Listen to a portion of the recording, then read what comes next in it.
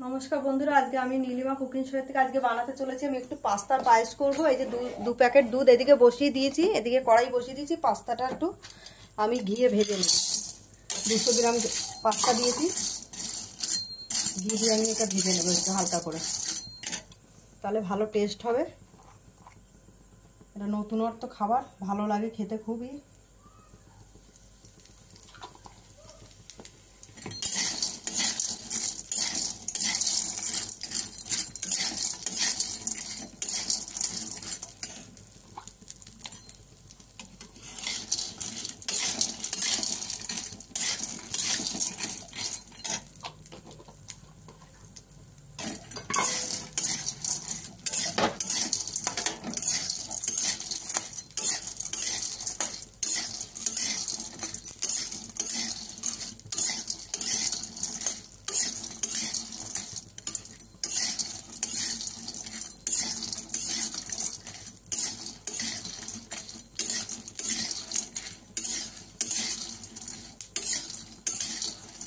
বেশি ভাজবো না, অল্প করে ভেজে নেব।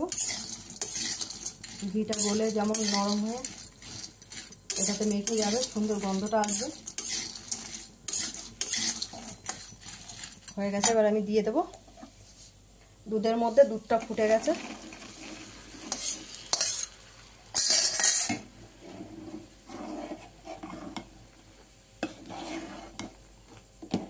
এইভাবে এখন বানিয়ে একদম গাঢ় গাঢ় করে বানিয়ে দেবো। সুন্দর ভালো লাগবে, খুব টেস্ট হয়। আপনারা দেখতে থাকুন।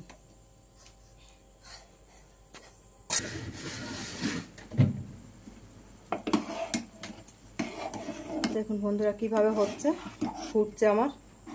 এবার আস্তে আস্তে দিয়ে দেবো চিনি আর বাতাসা, দুটো মিলিয়ে দেবো।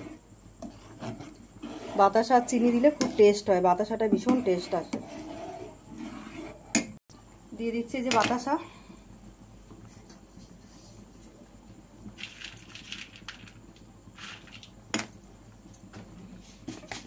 অল্প করে বাতাসা দিলাম। এবার দিয়ে দেবো চিনি পরিমাণ মতন।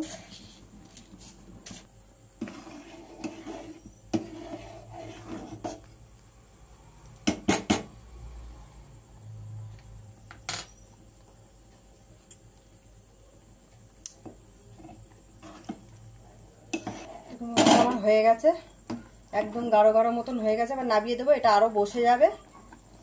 দারুণ টেস্ট হয় খেতে, দুর্দান্ত খেতে লাগে। আপনারাও যদি আপনাদের ভালো লাগে, আপনারাও এরকম বাড়িতে বানিয়ে আপনারা ট্রাই করে দেখতে পারেন। দেখুন একদম ঘন ঘন হয়ে গেছে, আরও ঘন হয়ে একদম বসে যাবে।